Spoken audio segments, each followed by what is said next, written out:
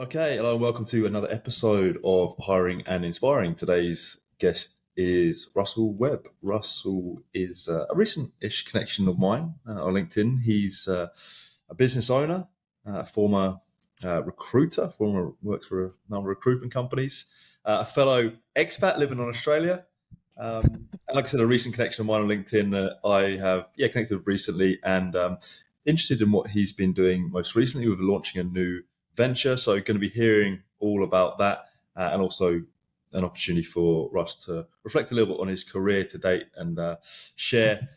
Well, I'm hoping, I'm sure there will be plenty of wisdom from his time in many years in the recruitment industry as well. So, Russ, with that introduction, welcome to the show, mate. How are you getting on? You put me on the spot there, mate. So thanks very much, Joe. Yeah, recent connection, but been viewing your work for a while, mate. So I've been stalking you. That's your job to stalk other people. You get it back. So Yeah, really good. So in the last few months, started my new venture called Claverdon Consulting. yeah, Just to get the name out of the way. I took some advice from someone saying don't call it Rusell Webb Consulting, not scalable. If ever I wanted to do that, Claverdon Drive is the road I was born in near Birmingham, and it was okay, like taken from that where my company was born was echoed by where I was born myself. So yeah, it's where that goes. Tick that box, get that out of the way. I've been asked a few times, so yeah. But yeah, it's born out of a sort of a process of my previous company, Evolution, which we'll talk about. Have had great growth over the years, but last year was a bit challenging, and it became quite an amicable and very sort of pretty friendly exit from the business, where it was sort of the company wanted to substantiate and sort of get solid foundations, but obviously that meant from my perspective as a growth expert, it was probably more so the right time for me in my career to say, well, hold on a minute, what do I want to do? What am I passionate about? And what I am very passionate about is learning and development. So the Claverdon Consulting sort of IP, it comes from in here. And my sort of role over the last few months has been getting that down on paper and actually delivering that to clients. So it's in recognition of sort of obviously understanding, well, what type of clients need what I can offer. So I'm offering L&D services. Most companies don't have an L&D permanent employee in their business. So that's sort of where I'm pitching myself, shall we say. yeah, Companies that want to grow, they need to invest and want to invest in their people, but it's obviously to invest in someone with a full-time L&D is a pretty large investment. To have snapshots of people coming in and offering 20 years of operations in L&D and 30 years recruitment experience is sort of where I'm pitching myself and where I'm trying to help, which is, yeah, it's working at the yeah. moment.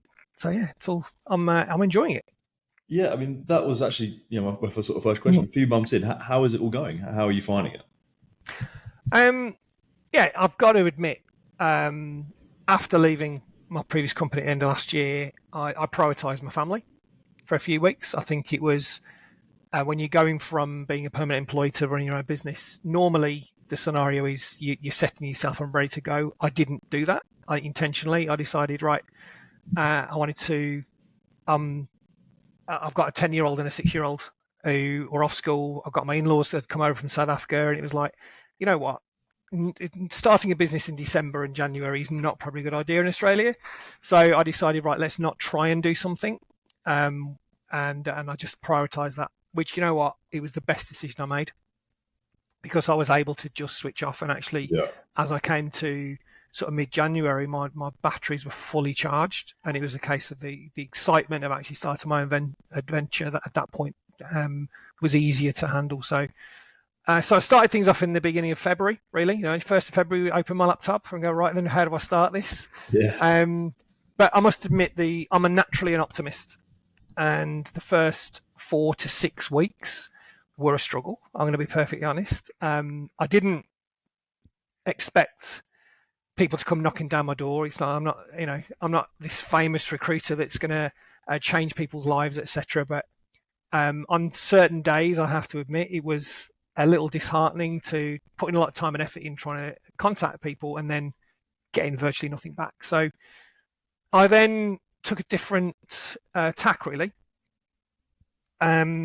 So what I realised, it was sort of an epiphany, I suppose. I gave to myself that for the previous 3 years at working at Evolution, I'd worked quite hard at putting myself out there to increase my network, and sort of reached out and communicated with more like-minded recruitment professionals, I suppose, and being a little braver to create a community or little community of people that I would realise going forwards can help each other out because we offer different needs and different things. And that was sort of that epiphany to me, was like, I've done this for a reason. So I decided to create, as I said, I created my own IP, writing it down rather than just having it in my head, and contacted these people that I sort of built trust with and asked for their advice, basically. So this is my IP, this is what I'm trying to do. Give me that unfiltered, undiluted feedback. I'm a big boy, I can take it.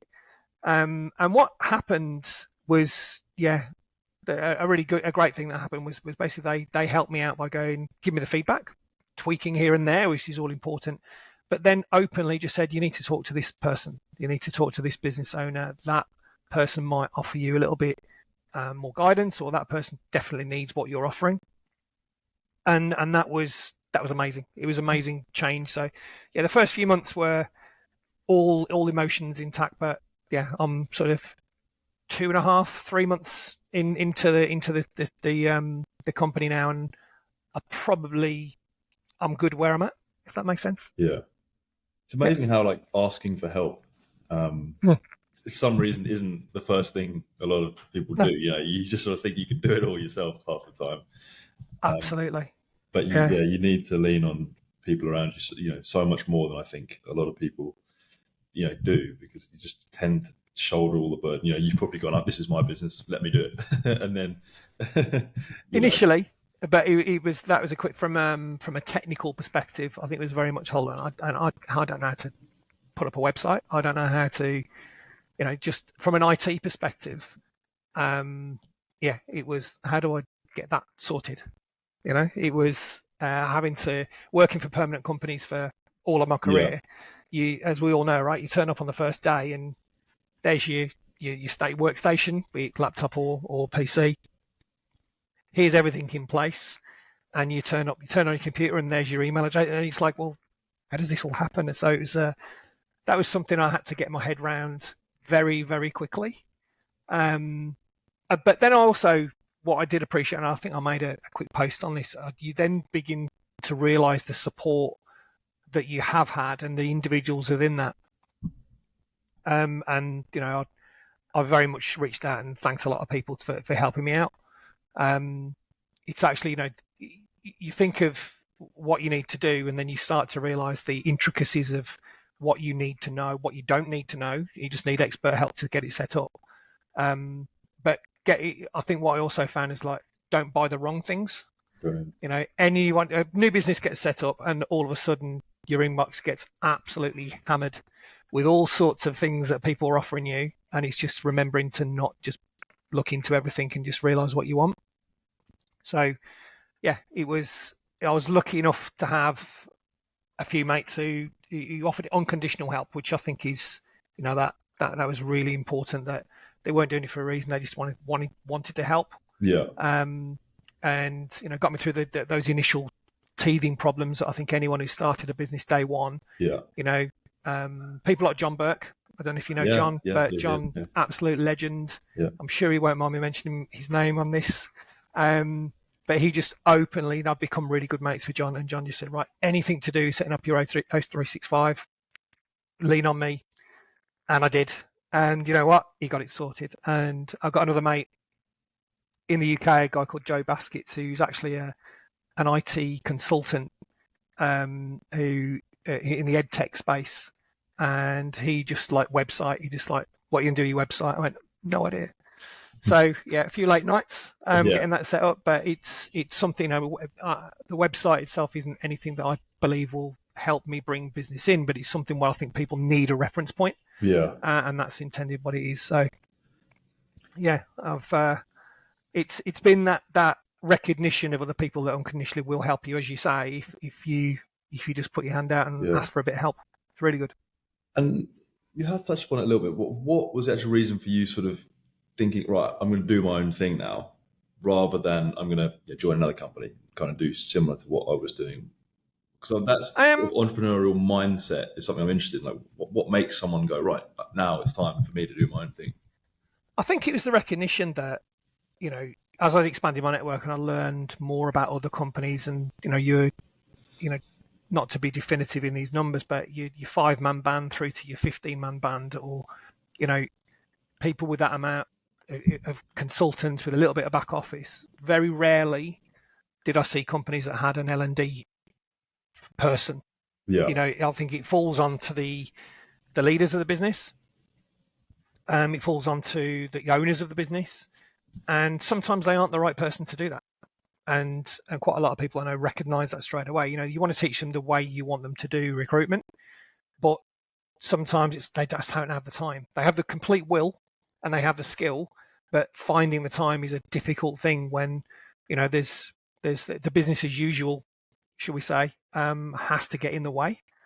So I think I recognised that from quite a while back, not just in this situation last year when I decided what I do. That if I was going to go forward and offer my services and work with clients, it wasn't always a definitive or default to I'll need another permanent job. It was more of a lots of companies need yeah. that short, sharp sort of another voice is something that I've recognised many years ago. Even running my own training divisions, hiring someone in to deliver a very sort of similar topic, but a different voice, done in a different way, outcome in exactly the same, and the learning experience has been the same, but the implementation and as then is reinforced because of a different voice, and that was at the forefront of my mind when setting up my own business. That company owners just need a respite from saying the same thing over and over again and expecting different results.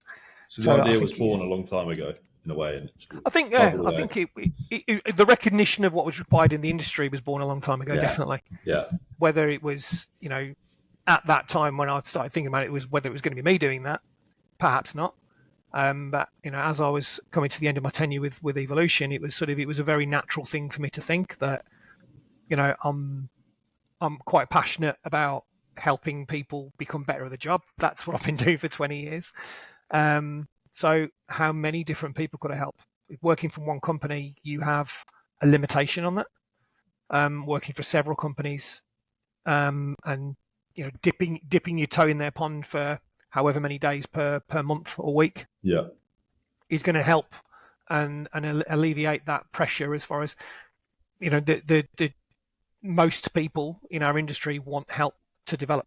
They want to get better, not only for the fiscal results that results in, but they just want to feel better. They want to feel better at being good at the job, getting great feedback from clients.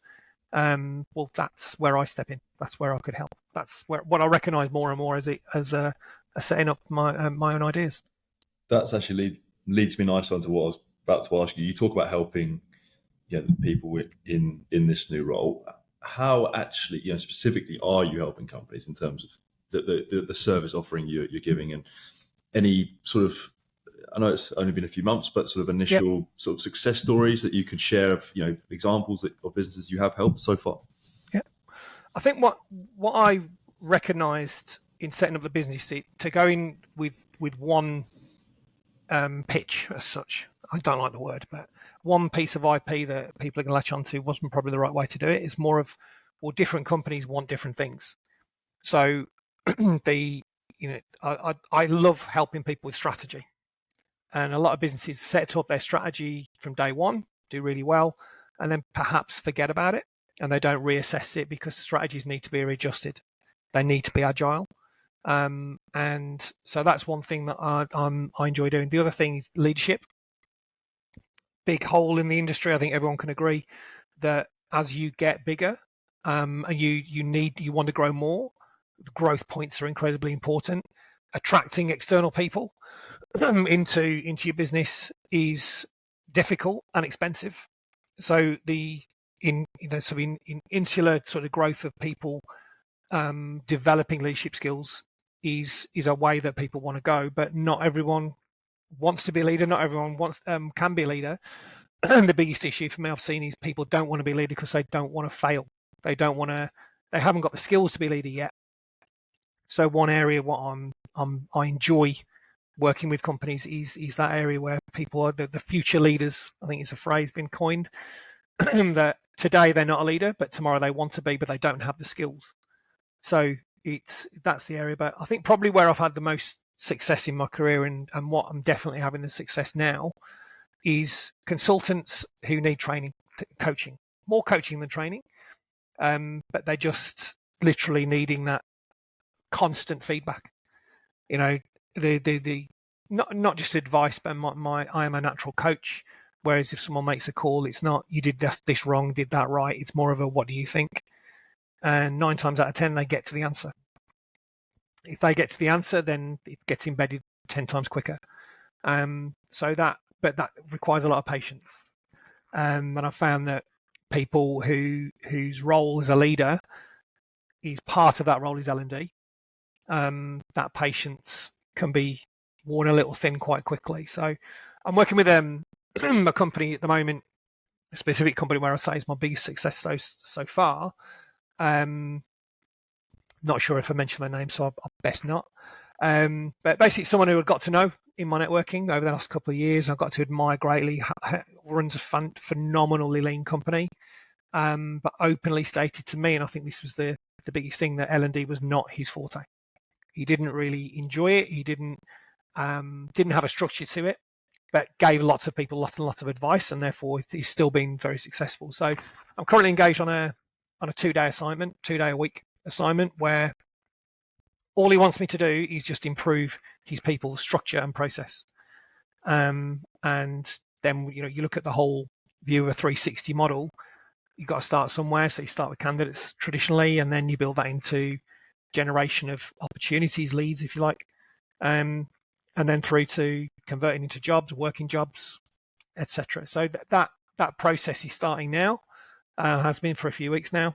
But then you look at a business, it's a small-ish business, and you look at, well, how do we enhance the culture? How do we enhance the EVP, leading to the ability to grow a team? So I'm very excited about working with this company at the moment, that the consultants I'm working with are taking on board what we're talking about and implementing it immediately. And as I say, the business owner is very much looking at, okay, how can we just improve our sort of standing or positioning within the industry? And I think that for a business leader to sit there and go, I just need loads and loads of help, rather than just ticking the head down and going, I'll make a lot of money, and let's just stay there. They don't feel that way. They want to actually create a better company. And that's one of my taglines is help businesses become better. So it's sort of the commonality, I think, between what he wants and what I can offer is just easy to work with, and it's working really well at the moment. I'm enjoying it. Great to hear, mate.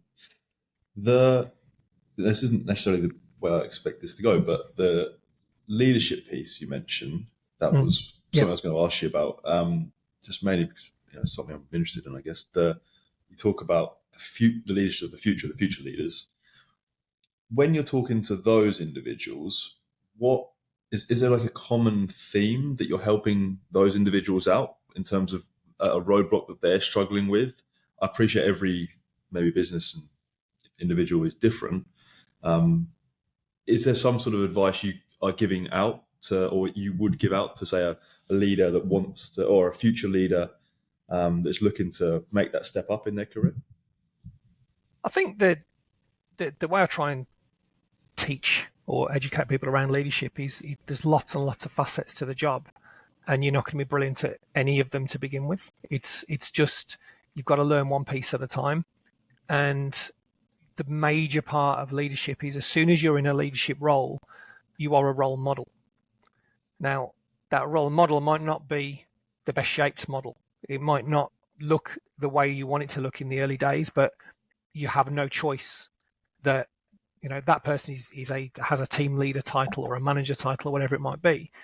Therefore, other people internally will look at that person and go, right, then you are now someone I need to emulate.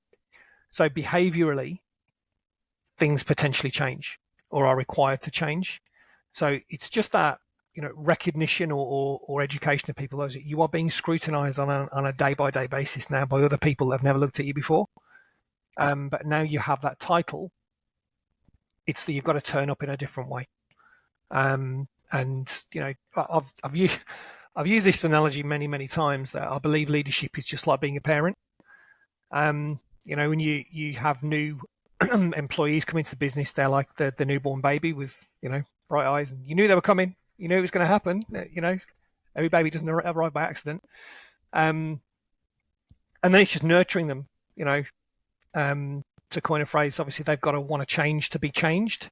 So you change nappies in the same way that you change people, but it's more of a that realization of being a parent myself, that sort of that you look at your newborn baby, in this case, okay, well, how am I going to teach this person to be what I want them to be? And that's been a journey to get to educate people in that way, that you cannot learn these tricks as a leader in a heartbeat. I use a skills matrix in this area for consultants as well, but for leadership, and it's sort of here's 20 skills of a leader, and guess what? You're at 0 on day 1, and you have to gradually improve in these areas. And I think, as I said, a lot of people who I have an 8 module course that I deliver in leadership, because I think it needs to be segmented. And at this point, I think what I've realised, and what I've recognised quite a lot over the years of delivering this program, is that quite a lot of people realise going through the program they don't want to be a leader. Well, that's just as important for me. So to get to that point of, well, you know what, I'm halfway through this, I've realised I don't want to look after other people. I want to be an individual contributor. I don't want the leadership responsibility. It's just as important that they've gone through the process of learning how to do the job, but just don't want to do it. And you know what? That's fine by me. But what they do understand is the difficulties of being a leader. So the relationship with their manager tends to change slightly. They tend to be a little bit more forgiving when a manager demands more of them, because they go, I understand why you're doing this now. So that's been a real eye-opener for me over the years, that people need to learn gradually, but also need to learn that they either want to be and passionately want to be a leader or not. Yeah, that's definitely worked. You can't half-ass it, right? You're either you've got to be in or out with it. And that sometimes has led from getting people onto these training courses that are definitely not a leader, right? Yeah, and just helping them realise that some people do, and let's allow them to be that leader, and they've got to go through a journey, but also recognising themselves that they don't. But I tend to get them to finish the course, because then they can it helps to see every aspect of the job. Yeah. So yeah, brilliant. That works. Yeah, love that. Now, opportunity for you to sort of reflect a little bit now. Go back in your past. We talked about what you're doing currently. Previously, you had a long tenure with, we touched upon a little bit, Evolution Australia, I think 8 years. You worked as operations director for them. Now, maybe for someone who isn't necessarily in the know, doesn't know our industry maybe as well as us, how would you sort of describe your role with Evolution over the years, and and overall sort of thoughts and feelings on that tenure when you reflect on it? Yeah, well, I enjoyed every second of it.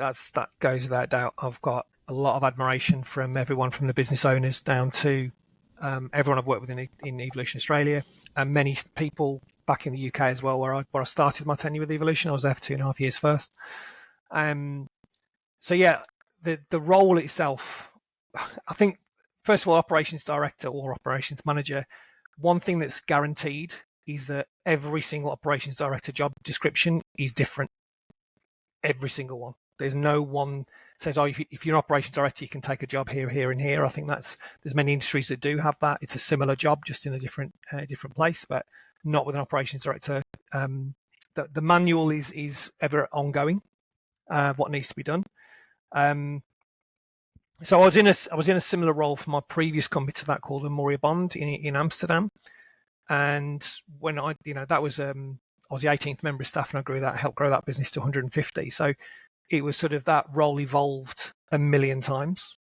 So an operations director for me, tends to take on board the roles and tasks that the sales directors don't want to do. So, and again, some people would just be resentful towards that. I wasn't. I was the opposite of that. I was thankful because it gave more strings to my bow. Every day completely different. So, yeah, I think my belief is if there is someone in a business that can take away all those non-sales tasks, then the people who are responsible for sales are going to be 10 times more effective in their role. Therefore, they will enjoy their role more because they're doing the things that they enjoy, and they're giving those tasks to someone in an operations role who probably enjoy those roles. Everyone's made differently, right? So when I was in Evolution in the UK, I joined the business that was approximately about 100 people at the time, because they didn't really have a developed L&D department. So it was a very unusual situation that the company had grown really well, excellent growth over the previous 10 years, 12 years at that point. So my initial task was to build a functional department to support, the development of people at all levels, and that's why I was in the UK first before I came to Australia. And that was one of the most enjoyable times of my career, because it was a lot of appreciative people who wanted to learn, and then devising an actual program for different levels of people in the business, creating the strategy behind that, and then delivering it. And then ended up, building a team, as I've previously done in a couple of other companies, building a team of L&D professionals. So, yeah, I think the investment from the business and the support from the business, that has to be there, and that definitely was from Evolution. And then after 2.5 years, I was able to move to Sydney, which was always on the cards, and then worked with Liam McDade, the country MD and sales director there, to build the team, develop their skills, create. A big thing in the business was developing an employee experience to die for. And I was also responsible across the other locations as well to do that. So again, another role given to operations rather than sales, because the time required to invest in that should be what it is, rather than I've got to do that and I've got to do sales. One of those things he's going to give. So I ended up in the operations role, and again, I said every role is different. Obviously, L&D was the major part of that, but I also have developed internal recruitment teams, process and teams in the past. So bring people in, teach them how to do recruitment, get them past that first 3 to 6 months. As we know, attrition is the killer. From a cost perspective, if you keep losing people at 6 months, it's going to really hurt the bottom line. So if you're training them well, bringing the right people in and training them well, you've got a better chance. But I ended up looking after things like marketing. I'm not a marketeer. But learning about working with a professional marketeer, but managing workflow, that was really important and quite exciting. Supply chain management, process improvement, facilities management, all the things that sales directors should be nowhere near. So yeah, I actually enjoyed doing that, and then it enables you to see the results, but knowing that you contributed to it in a different way. Yeah, I was going to ask, what were the sort of typical tasks that the sales director didn't want to do, and I don't want to say palmed off. Supply chain management. Okay. They don't want to get involved. They want the result. They want the product, but dealing with all the stuff in getting the demos set up, or then the investment, the pricing, the ongoing maintenance, the new products that are coming online. It's like, can we just get to the end result, please? I think that's that. I work very well with Liam like that. Yeah. And previous people in that level, the director level sort of thing, was just like bringing things to the table that are useful, but doing all the hard yards first in actually filtering out what's useful and what isn't.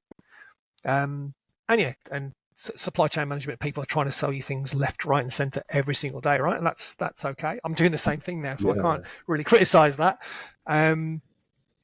So it's just filtering what's useful, what isn't. And the facilities management is, again, we changed offices, and that whole project of changing offices, those people who have done it in the past, someone has to take charge of that and deliver it. And it's almost like the rest of the team needs to be, I'm working here today on Friday, and on Monday I'm working over there, right? Yeah. And they turn up on Monday, and then everything's set up like they used to be in the previous office. But all the work that goes on behind the scenes for that is a large things to do list. No, I love it how it's sort of, you're essentially helping people, to just allowing them to get on with their job and do it as effectively as possible. And Must that's be the quite idea. Yeah, rewarding as well, in a way, because you said you thrive when you are helping people. So I yeah. completely see it. It, it, it is what as I said, the L&D piece, and internal recruitment piece. It's an education, right? So if you're giving people an education and they employ and engage with that education and implement it and then get a result from it, well, sometimes you get a little bit of plaudits back for that. It's like, and that's why I think my major motivation of 20 years ago going into a learning development role, where that was inspired from that. Yeah, it's all great sort of telling people to get things done and setting targets and delivering to them, but helping them doing it is where a bit of credit, you get a bit of credibility for that, and you get a little bit more back from people. So I think that's probably why I did it in the first place, and what probably still motivates me today. And going back in time even further, you did touch upon it. Previously worked in a similar sort of capacity, but in Europe, in the Yeah, Netherlands. yeah, How do you reflect on that in that period? You mentioned it had sounds like very successful, grew the business, and yeah, did yeah, some great things. How do you look back on that time? You're working different sort of culture, different yeah, different country. How do you look back on that time? yeah. I think that taking the decision to move to the Netherlands was easy because I already worked there. So I worked for S3 back in the day, and there was an opportunity was created where the Amsterdam office was growing beyond all recognition, and they needed a full time trainer in there. So, all right. At that point, I was managing a team of 7 people around the world, 7 coaches around the world. So it was like I took that opportunity, and then that was 2009. I think if everyone knows what happened in 2009, people were made redundant, etc. So yeah, I took redundancy. And then within 2 months, started at a company called Amori Bond. So I was already living in Amsterdam at that point. And in my opinion, Amsterdam is the best city in Europe. Those who have gone will probably understand, because you can see that it's not just all what it's famous for, shall we say, remaining politically correct here. It's not just that; it's more. It's an amazing city. It's a vibrant, got a lot going for it, and still will. But I learned by living in a different country and again putting myself out of my comfort zone, which I think is where everyone but learns the best, right? Um, you learn how you have to adapt to working in a different country. And the Dutch are great communicators, and I'll say that tongue in cheek because you never have to guess what they're Yeah, thinking, because they will tell you. Incredibly direct, and every Dutch person will tell you that they are very direct. Well, I loved it. It was easy for me, but a lot of people who I worked with from the UK didn't really know how to handle that initially, and it took a little while to get their head around it. But watching those people get used to it was actually entertaining.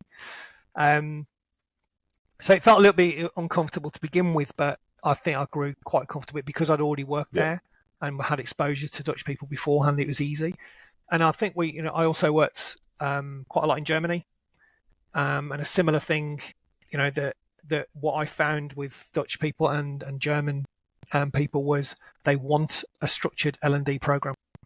They don't want to learn off the cuff. They want something, a process to go through. Um, I probably think the term continuous improvement has to be invented by either the Dutch or the Germans. It has to be, because nobody had an aversion to being given advice. It was they would seek advice at all times and feedback. If someone was doing something wrong, they were yeah, quite happy to receive that was wrong. You need to do something different. Very rarely, even though Dutch particularly are quite direct, German not far off, but it was receiving that feedback was easy to give because they would actually go and deal with it. yeah, It didn't become confrontational, which I think people imagine it does. It doesn't at all.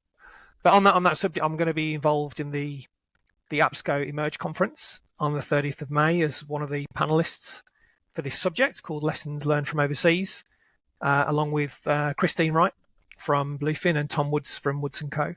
So I was approached by Leslie Horsburgh from APSCO to get involved in this. I was recently a director at APSCO, which I really thoroughly enjoyed as well. So it's going to be quite an exciting experience, I think. It's interesting that a lot of people, understandably, you're hiring people from the same city that you work in, and they come along with probably similar views on how to do recruitment. Having worked in many different countries. I won't list them all, but many different countries over the year. I've seen the diversity required, and getting lessons learned from people from different countries and cities. So I can't really wait for that. It's going to be interesting to have that chat, and hopefully some people who attend, as many as possible, please, are prepared to get uncomfortable, because that's how it should be. If you're going to learn, you need to be uncomfortable, and I think learning from people overseas, it's not what you're used to. So I think that's it's something I'm really looking forward to on 30th of May. All right. Well, I won't ask you too many more questions around that because I want you to give all your secrets up beforehand. Yeah, exactly. Yeah. I'll keep a few hidden for that one, mate. One thing I just want to ask you, you mentioned about sort of getting uncomfortable and sort of approaching it with an open mind. Is that, would you say, is the biggest reason you have maybe had the success you've had working in different countries and cultures and businesses, because you have gone in there with an open mind in terms of, okay, this is different. This is not how I've typically done it, but I'm open to learn and I'm willing to, see how that it's done there. So I can not just, that sort of traditional fixed versus growth mindset. Is that the main thing you would say has allowed you to be successful in different regions? I think it's got to be part of it.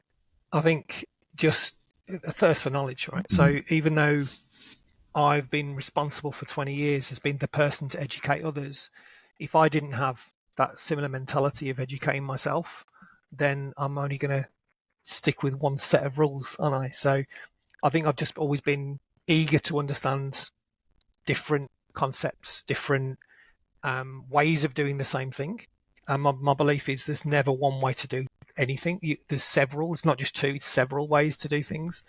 So just educating myself at attending workshops that I know the subject area, I know the outcomes, but I might glean just a little nugget of a different way of doing things. And I think also because recently I was delivering a training course to a company in Sydney, just a 2-hour training session on BD. And most of the people in the audience were experienced. Let's call them experienced recruiters, 2 years, 3 years plus. So what I was talking about primarily wasn't anything new, but the feedback I got from it was, but there was just a different angle on it. There was a different purpose to why you do it, or different subtlety in the way you get information that you require to be able to be successful to win business from clients. So I think if I had the mentality of like, this is the way I deliver this training session, you will take from it what you want, then I'm not going to get much business, am I? Yeah. So I want to partner with companies that want to reinforce that, shall we say, traditional methods, but be incredibly open to innovation, finding different ways. And a lot of that comes from asking a question you don't know the answer to, and then getting several people to discuss the answer. And I think somebody's going to learn something, and hopefully it's me.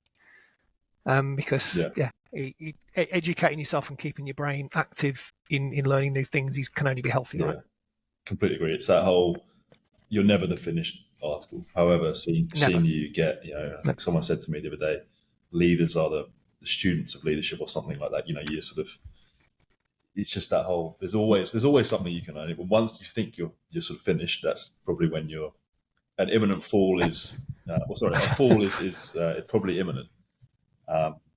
So no, I completely agree with that, mate. If we maybe switched up, talk a little bit about the future now. We've touched upon the past, what you're doing, currently. How do you sort of see next few years playing out for yourself? I know it's need a bit of a crystal ball for that, but the new venture, what are you sort of predicting? How do you want it to go? What can you tell me about that?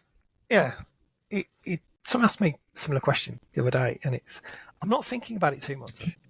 And it sounds a bit weird. I should really practice what I preach and have this perfect strategy and plan and end goal and all these things, and I have. But it's more in line with appreciating the now a little bit more. And I think, we live in this, as we said, we're both expats. We live in this wonderful country for a reason, right? We choose to live here. It's an incredible place. It's, I live in which is almost what I'm looking out my window now. It's almost, I'll call it in the bush, just north of Hornsby, Right. and I'm watching my young children grow up and thriving in this country, and it's like, well, that's the most important thing to Right. me. So, what do I want from my business? That, well, I want to work with clients who appreciate what I'm trying to do and what I'm trying to deliver, and forge relationships that'll last forever, and forge referrals, and yeah, that's how I started my business. Realizing I know these people, well, I want them to see me as a conduit to that as well. Yeah. So, have I got these big financial dreams? I haven't. I haven't. That's just not the way I'm Yeah. built. I'm more interested in what can I give, and I'm pretty certain that that if I do that with that kind of attitude, then you get things back, if that makes sense. So I'm living in the now a little bit at the moment, which is not in a panic situation as well.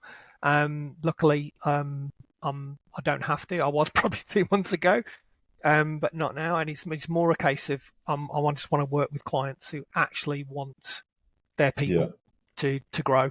And if I'm doing that on a day-to-day basis, then the clarity of life becomes easy to work with, Yeah. if that makes sense. Because my typical sort of closing question on this show is the idea of success. You kind of answered it there a little bit. What it sounds like, as long as it's rather than having X amount of money in the bank or what growing the team to whatever size. It's more about having impact.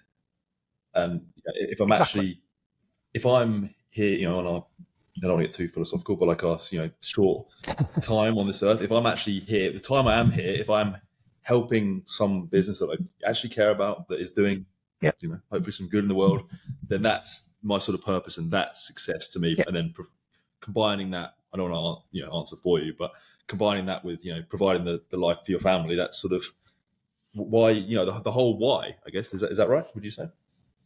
Exactly. It's being appreciated for something that you're offering is definitely probably why I started my L&D career. That's never Right. changed. It's that feeling of what I can actually offer people helps business owners see the light at the end of the tunnel, the consultants getting better results, and obviously the results that are born from that. And it's still my motivation to receive that as feedback. That you deliver a training session or deliver a coaching session, they've utilised that and they've become more successful in this way. That's it. I'm done. If that's the final words I get out of life, then I'll die a happy man. So it is. I'm very much born from that. Work together, get utilise people around you. I've done that, and I've got a reward from getting that myself. So you just got paid. Pay it forward, I think is the phrase, right?